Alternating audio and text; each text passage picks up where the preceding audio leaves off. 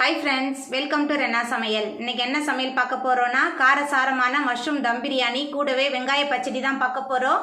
ரெண்டுமே ரொம்ப சுவையா இருக்கும். எளிமையான முறையில் ரொம்ப சுவையா செஞ்சிரலாம். அந்த சுவையான காரசாரமான மஷ்ரூம் தம் பிரியாணி கூடவே தயிர் பச்சடி எப்படி செய்யறதுன்னு வாங்க பார்த்துடலாம்.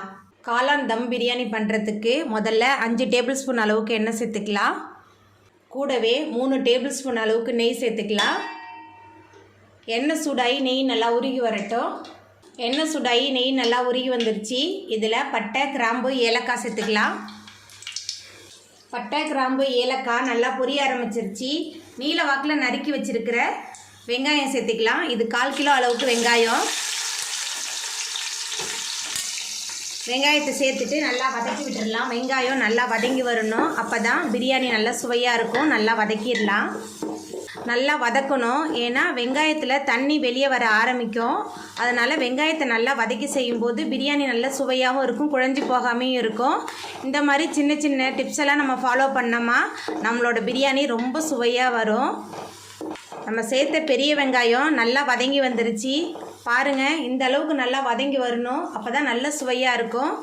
இப்போ இதில் 3 தக்காளி பழம் நறுக்கி வச்சுருக்கேன். தக்காளி பழம் சேர்த்துடலாம். தக்காளி சேர்த்துட்டு தக்காளியும் நல்லா வதக்கி விட்டுடலாம். தக்காளி நல்லா பழுத்த தக்காளியாக எடுத்துக்கோங்க.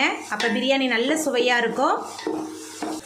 நம்ம சேர்த்த வெங்காயம் தக்காளிலாம் நல்லா வதங்கி வந்துருச்சு. அதுக்கப்புறமா இஞ்சி பூண்டு விழுது சேர்த்துக்கலாம். 3 டேபிள் ஸ்பூன் அளவுக்கு இஞ்சி பூண்டு விழுது எடுத்துருக்கேன். இஞ்சி பூண்டோட பச்சை வாசனை போகிற அளவுக்கு நல்லா கலந்து விட்டு வதக்கலாம். இஞ்சி பூண்டெல்லாம் நல்லா வதங்கி வரணும். வெங்காயம் தக்காளிலாம் நல்லா வதங்கி இஞ்சி பூண்டோட பச்சை வாசனை போயிடுச்சு. அதுக்கப்புறமா நம்ம சுத்தம் பண்ணி வச்சுருக்கிற காளான் சேர்த்துக்கலாம். காளானை மேலே தோலை உரிச்சிட்டு அதுக்கப்புறமா தண்ணியில் 2 முறை அலசிட்டு ஒரு வெள்ளை துணியில் கொஞ்ச நேரம் வச்சுட்டு அதுக்கப்புறமா தான் நான் சேர்க்க போகிறேன். ஏன்னா அந்த மாதிரி நம்ம சேர்க்கும் போது தான் காளான் தண்ணி விடாமல் இருக்கும். பிரியாணியும் குழையாமல் சரியான அளவில் வரும். இப்போ நம்ம நறுக்கி வச்சுருக்கிற காளான் சேர்த்துக்கலாம். காளான் நல்லா வதங்கி வந்துருச்சு. அதுக்கப்புறமா இதில் நம்ம மசாலா தூள்லாம் சேர்த்துக்கலாம். குழம்பு மிளகாய் தூள் 5 டேபிள் ஸ்பூன் சேர்க்குறேன். Garam masala 3 table spoon. கொஞ்சமாக மஞ்சத்தூள் சேர்த்துக்கலாம். அதுக்கப்புறமா 1/4 கப் அளவுக்கு தயிர் சேர்த்துக்கலாம். கூடவே பிரியாணிக்கு தேவையான அளவுக்கு உப்பு சேர்த்துக்கலாம். நான் கல் உப்பு சேர்க்குறேன். நான் எப்போவுமே கல் உப்பு தான் சேர்ப்பேன். அப்போ தான் நல்லா சரியாக இருக்கும். அதுக்கப்புறமா ஒரு கைப்பிடி நிறைய கொத்தமல்லி சேர்த்துக்கலாம்.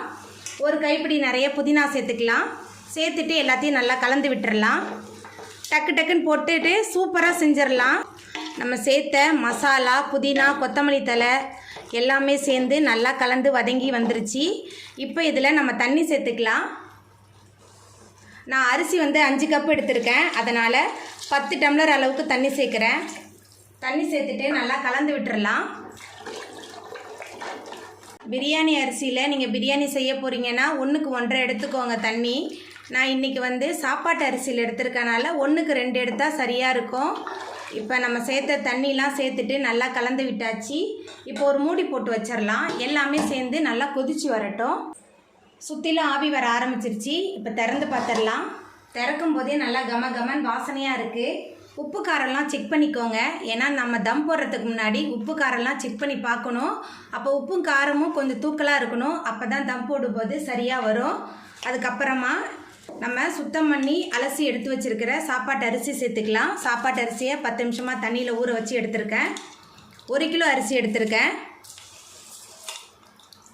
அரிசி சேர்த்துட்டு நல்லா கலந்து விட்டுறலாம்.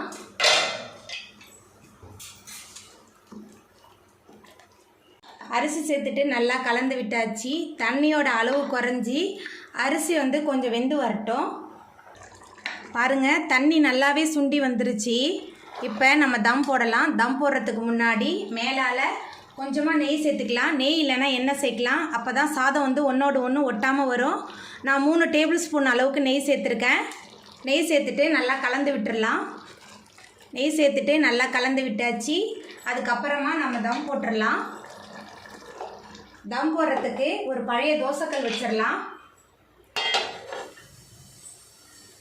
தோசைக்கல் மேலே நம்ம ரெடி பண்ணி வச்சுருக்கிற பிரியாணி பாத்திரத்தை எடுத்து வச்சிடலாம்.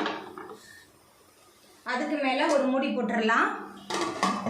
ஒரு வெயிட் எடுத்து வச்சிடலாம். நான் ஒரு பாத்திரத்தில் தண்ணி எடுத்து வச்சுருக்கேன். அடுப்பை மிதமான தணலில் வச்சு ஒரு 20 நிமிஷத்துக்கு நம்ம தம் பண்ணிடலாம். 20 நிமிஷம் ஆகிட்டு தம்லேருந்து எடுத்துடலாம். நான் அடுப்பை ஆஃப் பண்ணிட்டேன். பாருங்கள் எவ்வளோ உதிரி உதிரியாக இருக்குன்னு சொல்லிட்டு காளான் பிரியாணி ரொம்ப சுவையாக இருக்கும். கொஞ்சம் கூட அடியே பிடிக்கல. ரொம்ப சுவையான உதிரி உதிரியான சூப்பரான காளான் பிரியாணி ரெடி ஆகிட்டு. தயிர் பச்சடி பண்ணுறதுக்கு வெங்காயத்தை நீளமாக நறுக்கி வச்சுருக்கேன். அதுக்கப்புறமா இதில் நம்ம தயிர் சேர்த்துக்கலாம். உங்களுக்கு எவ்வளோ தயிர் வேணுமோ அவ்வளோ தயிர் சேர்த்துக்கோங்க. ரொம்ப குயிக்காக பண்ணிடலாம். காரம்லாம் வேணும்னா பச்சை மிளகாலாம் சேர்த்துக்கோங்க. அதுக்கப்புறமா கொஞ்சமாக உப்பு சேர்த்துக்கலாம்.